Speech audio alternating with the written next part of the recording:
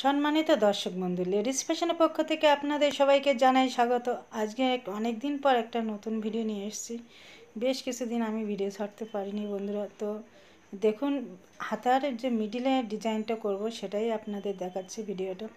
তো ভিডিওটা আমি প্রথমে হাতাটা অর্ধেক করে নিয়েছি, সমান মধ্যখান থেকে কেটে নিয়েছি। আর যেটা দিয়ে ফুল বানাবো এটা দেখুন 2 ইঞ্চির থেকে সামান্য এক দাগ বেশি প্রত্যেকটা এই কাপড়ের টুকরোগুলো আমি কেটে নিয়েছি। তো ভাঁজটাও আমরা কেমনভাবে করছি সেটাও দেখেছি। এবার এখানে 1/2 ইঞ্চি আমি বাদ দিয়ে তারপরে কিন্তু এই টুকরোগুলো সেলাই করে দেবো। এইভাবে কিন্তু আমার এখানে দেখাচ্ছে 4 থেকে 5টা কাপড়ের টুকরো এরকম করে ভাঁজ করে আমি এখানে সেলাই করবো বন্ধুরা। তো নতুন ডিজাইন সম্পূর্ণ ভিডিওটি দেখার জন্য অনুরোধ করছি। আশা করছি আপনারা একবার দেখলেই করতে পারবেন। তো বন্ধুরা সঙ্গে থাকবেন, আর ভিডিওটি কেমন লাগলো অবশ্যই কমেন্টস করে জানাবেন। তো দেখুন আমি এইভাবে কিন্তু প্রত্যেকটা টুকরো ভাঁজ করে এখানে 5টা টুকরো বসিয়েছি। এখানে যে সমস্যাগুলো আপনাকে দেখা যাচ্ছে সেই সমস্যাগুলো সমাধান করার জন্য সম্পূর্ণ ভিডিওটি আপনাদের দেখা অবশ্যই প্রয়োজন। কারণ এই পাশে যে আমার 5টা বসেছে ঠিক অপোজিটে আমার 5টা বসাতে হবে। যদি একই সাইজের না হয়, একই মাপের না হয়, তাহলে কিন্তু আপনার এই হাতাটা সেটিং আসবে না। এবার মুখে আমি একটা কাপড় এই লম্বাভাবে ভাঁজ করে এটাকে সেলাই করে নিয়ে একদম মুখে আমি জুড়ে দেবো বন্ধুরা, যাতে দুটো টুকরোর সাথে একটা সামঞ্জস্য থাকে বা টান টান ভাবটা থাকে। যাই হোক, আমার দেখুন এর মাথায় এখানে জুড়ে দেবো।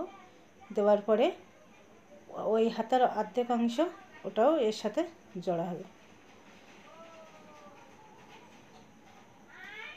তো বন্ধুরা দেখুন এর মাথা জোড়া হয়ে গেছে।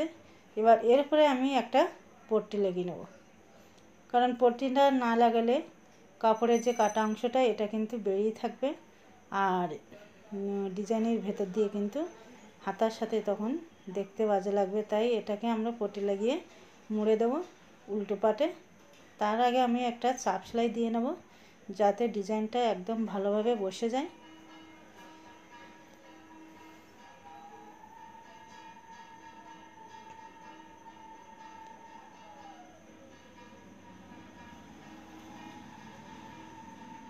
বন্ধুরা এমন কিছু কিছু ডিজাইন আছে খুব ইজিভাবে করা যায়, কিন্তু আমরা অনেক সময় নিজেরা খেয়াল করি না বা চেষ্টাও করি না।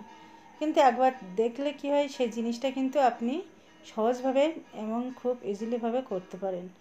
এই দেখুন এই ডিজাইনটা কিন্তু খুব একটা কঠিন না, তবু দেখুন অনেক সময় আমরা জানি না, খেয়াল করি না বা করারও চেষ্টা করি না। যাই হোক, আমি চাপ সেলাই দিয়ে নিয়েছি।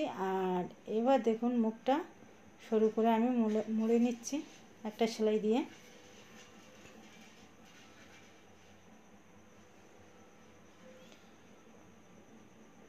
তো মুড়ে নেওয়ার পরে আমি ঠিক অপোজিট পার্টটা এই লম্বা এটাও আগে মুখের এটা আগে জুড়ে নেব। আর যে ত্রিভুজের মুখে মিডিলের যে কোণাটা, এই কোণাগুলো কিন্তু একটার সাথে একটা জুড়ে নিতে হবে। তাহলে কী হবে, একটা টান থাকবে আর দেখতেও সুন্দর লাগবে। যাই হোক বন্ধু, আমি 2 মাথায় মুড়ে সেটাই দেখাচ্ছি। আর আপনি যদি পারেন তা মিডিলে একটা করে পুঁথি দেবেন যখন ওদের মুখটা জোড়া হবে।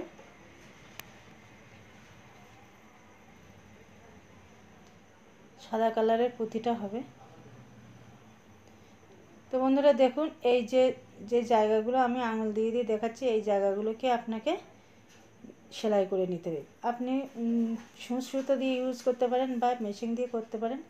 যাই হোক, আমি একটা সেলাই করে দেখাচ্ছি মেশিন দিয়ে। এইভাবে আমি প্রত্যেকটার সাথে প্রত্যেকটা আপনার জুড়ে নিতে হবে। তাহলে কি হবে, মালটা একদম হাতের সাথে একদম সুন্দর সেটিং হবে আর দেখতেও কিন্তু সুন্দর লাগবে। এই দেখুন এমনি এসে যাচ্ছে। তো বন্ধু বুঝতেই পারছেন যে হাতার দুটো পার্ট, তার কিন্তু 2 দিকে একই রকমভাবে 5টা বসাতে হবে। এবার কাঁধের এই কাপড়ের টুকরোটা কিন্তু মুড়ে নিতে হবে বন্ধুরা, কারণ ওই জায়গাটা কিন্তু ফাঁকা থাকবে। তাই কাঁধের ওই জায়গার অংশটুকু আপনার উল্টে মুড়ে নিতে হবে। নেওয়ার পরে যেটা করতে হবে, হাতার সাথে যখন ওই সিটটি আপনি জামার সাথে যখন জুড়বেন তখন কিন্তু এইরকম সামান্য ফাঁকাটাকে জুড়তে হবে। আগে এই অংশ থেকে জুড়ে বগলের দিকে যেতে হবে। আপনি যদি বগল থেকে জুড়ে আসেন তাহলে কিন্তু আপনার হাতার সেটিং আসবে না। তো আগে এর যে ডিফারেন্স সেই ডিফারেন্সটুকু নিয়ে আগে এই দিক দিয়ে শুরু করতে করে বগলে যেতে হবে। তো যাই হোক বন্ধুরা, আমি কিন্তু দুই সাইডটা সবই জুড়ে দেখাচ্ছি। এবারে মিডিলে এখান থেকে একটা করে সেলাই করবে আর একটা করে পুঁতি করবে, তাহলে সম্পূর্ণ মালটা কিন্তু রেডি হয়ে যাবে। তো আজ এই পর্যন্ত। কেমন লাগলো ভিডিও অবশ্যই কমেন্টস করে জানাবেন। ভিডিও অবশ্যই লাইক দিন আর চ্যানেলটি সাবস্ক্রাইব করে পাশে থাকবেন। সকলে ভালো থাকবেন।